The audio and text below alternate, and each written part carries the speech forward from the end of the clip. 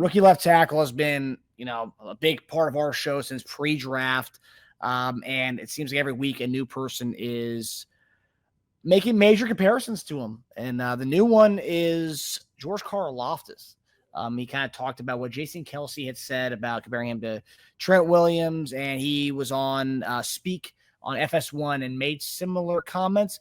And then today, a new person came on. It was Matt Nagy on Travis Kelce's podcast, the New Heights podcast, also talked about Josh Simmons, and the Kelce brothers again raved about him. So here is what all these guys had to say about our franchise left tackle. Knows what he's talking about when he's talking about alignment, right? But there's definitely a lot of shades there. Just with the athleticism alone, his size, I think that's a fair comparison. Just off the intangibles alone, let's see how he develops. I think he has all the tools, the intangibles, and the work ethic to be as great as he wants to be. It's all about putting in the work at the end of the day. So this kid looks incredible. Looked incredible at Ohio State.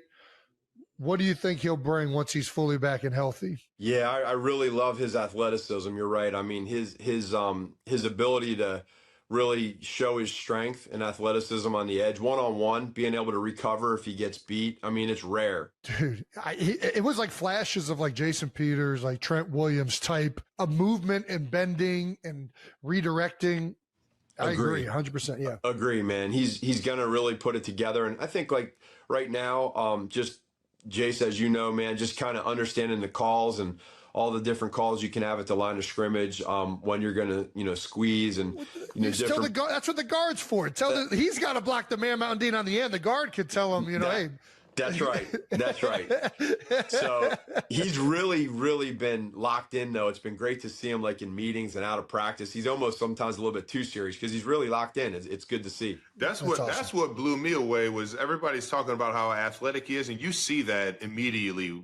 Seeing him go through drills and how comfortable he is, how great of a base he has, and everything like that. But even when he's just like working some of the scout team stuff because his knee isn't just quite back for him to go full go yet, he's dialed in. He's giving good looks. He's making sure he's helped. Like he is a professional already. He is so bought in, and he understands, I think, what situation that he's in, and being that big of a pick for the Chiefs, baby. I think he's actually light years ahead of where I was imagining he could be. Not to say that I was expecting something else. I just didn't know what to expect from him, not knowing him that well. But he's a rookie. Yeah, exactly. He's a rookie, but he is dialed in, and he looks like he's ready to work, baby. And I love that. So obviously you love hearing Karlaftis has to say. You love hearing what Kelce has to say. Jason, I think, I don't know if Simmons has an agent, but Jason Kelce needs to be his agent, I think, because like he's a big fan of his. But JD, the question here, you and I have been excited about this guy for a while. We thought there was a chance he might not play this year. We didn't really know. We still don't know. But as we hear more and more about Josh Simmons, and like it was at the end of that conversation, they're like, well, he's a rookie at the end of the day. But they're talking about him like he's the next Trent Williams, he's Jason Peters. Are we kind of, and I'm not saying us, but like, are the Chiefs players and some of these media members, are we kind of setting him up for like these unreal rookie year expectations? I just feel like I feel like if he does play week one, if he has a bad game, I feel like there's gonna be a lot of people like, whoa, everyone's lying about him. And I feel like there's gonna be a major overreactions. And I don't want this guy to be set up for these unrealistic expectations right out the gate. Listen, they're just speaking about what they see.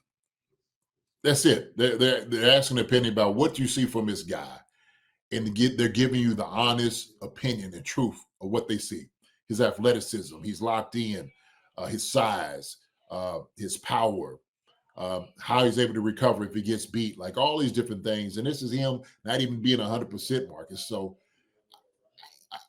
this is what I've been screaming about, trying to get this guy here, because I said he was the best tackle in the draft, without a doubt. It's even crazy to even consider somebody else. I'm like, is Josh Simmons a bust for me? I know this because I played a game. I've coached, offensive linemen.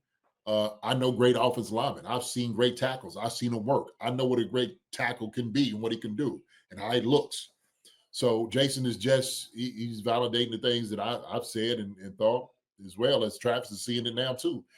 It's not unreal expectations. It's just this is what the guy, that's the talent he has. What are you supposed to say? Like, yeah, he's a rookie. Yeah, he is. So yeah, like George was sitting there saying, like, it's all about the work, it's the development, it's picking things up. Nagy was saying the same thing. And so that's what it's all about as a young guy. The talent is there. It's obvious to everybody that knows football, who's been watching him, how good of a player that he is. Now it's about putting all that work and all that talent and all those things together to come on the field and do his job. But that's why he was highly touted, would have probably been the first tackle taken if he wasn't hurt. They were saying that last year they was probably the best tackle in the draft if he came out. I don't think any of this is unreal. I don't. I said that. I said I think that he probably go down as one of the greats, when it's all said and done, especially if he stays healthy. If he stays healthy and that knee doesn't come back bothering him, it's not aching and all those different things, I do truly believe that, man. He is a big man that moves fast and moves great. He has great feet. He can stalk a linebacker or corner because he's just that good. So none of that is unreal expectations. They see it. What do you say? You ain't supposed to say how good he is? Is that what you're supposed to say? Oh yeah, he sucks. Yeah, he got a little work. This guy's shocking me from what I see. Like I'm amazed. And like they was like, well, we didn't know what to expect. Like I didn't know what to expect. I didn't really expect this. But hey, man, you can't shrink down now because everybody sees what you do. That's reality. And as a coach and as a player, I've seen how good you are. I've seen that. Everybody's seen how good you are. There's no need to do no shrinking. For what? Go out there and go ball. Go play. We got his support. He got his back. And that's all he needs, man. He stays healthy, man. He's the proof will be in the pudding. We'll say that. So it's real. Yeah, I mean, it's just for me, it's like one of those things where like you and I have been excited about him. We thought he was the best tackle in the draft. It was like I remember Tage was saying, "Oh, maybe Josh Connolly might be there," and it's like, nah, let's go edge, let's go D tackle if Josh Connolly's there at that pick. If Simmons is not there, I don't want to take another tackle. And we were both right on that, and that's ended up being the case. But for me, it was like I don't want to be in a situation because I remember last year there was people which you and I laughed at, but there was people, content creators, who were saying King Suma was the next Willie Rope. And we're like, whoa, let's hold up there. Let's not say that about the guy.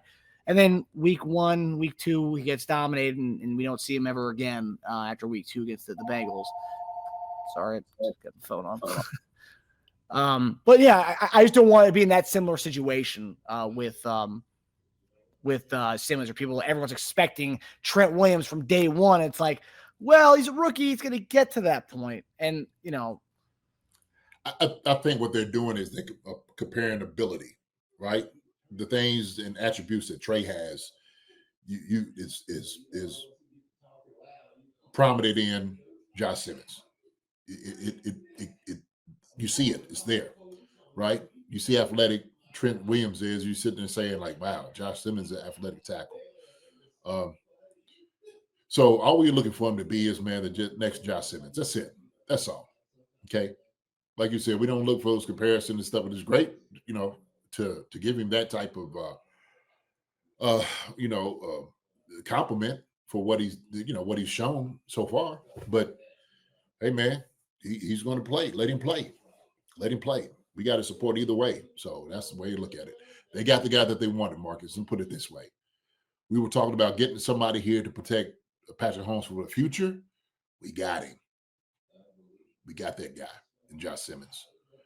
Jalen Moore came here. We had him too. And we sitting there saying, man, we got a chance to get this guy who is a talent. I said, and I keep reiterating this, that I feel could be one of the greats. Get him.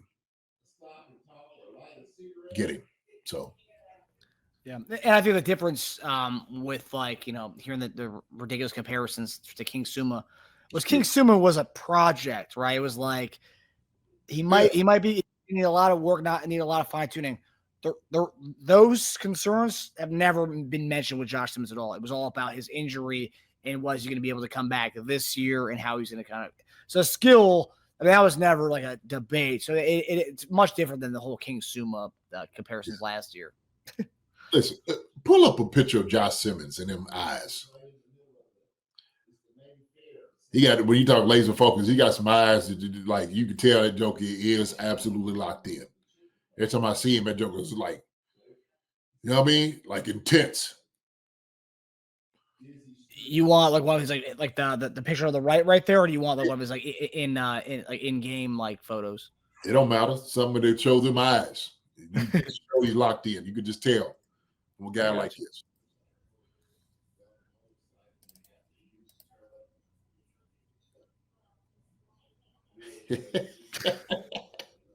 This picture almost look like he said, "Man, what you got me taking this old like cute picture or something?" Man, you just gotta look it up. Yeah, he's a serious dude, man. You can tell he's having fun, but you can tell also too he's out there to win. Okay, it's a dude wakes up like he does. Just wake up like this. The whole day. They are locked in eyes. Yeah, like Mr. Fundamental. When Mr. Fundamental used to lock in, it was over. You see him eyes? Yeah, you knew Timmy D when he started doing that with them eyes like that. Uh-oh. Let him go to work. It's a glamour shot. I love that shot. Look at that. Look at that boy right there, Josh Simmons. Look at this guy, man. Great shot. But yeah, I mean, I that's the thing too. I don't want to make it seem like I'm like putting cold water on this. I'm excited as can be about this. This is the guy that you and I wanted. I just don't want to come on Twitter after week one if he plays week one and he has a mid game and it's like, oh man, like we're rushing this guy. He said, I don't want to deal with that timeline on Twitter of people, overreact. I don't want to deal with that. Get it. Marcus, listen, we're gonna get hate either way. You know how it is. Forget it. Don't matter, man. None of that matters. It doesn't, because somebody's always gonna say something. There's always gonna be criticism, regardless of it. Patrick Mahomes could come out the first week and throw for 500 yards, 6 touchdowns, and run for 200 yards, and they will still say the team was a lame team. Somebody was hurt, and Patrick Mahomes didn't look that great. That's what they'll say. Yeah, they still won't give him all the credit. That's fine. Like Coach McVille says, "Hey man, you want credit? Go to the bank." That's what you do. Let them go out there and go play, man. Let them jokers go out there and go play and hit people over the head. And it's a process for him to get better and better and better and better. But by no means do I think Josh Simmons is going to be a bust. No, I'm thinking else.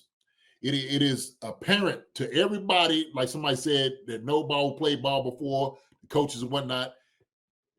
And G-Pick said they're not searching for, compliment. Hey, well, he's got great hair. He's got great hair. Look at that picture. It looks great. No, they sit there saying this dude is a real dude.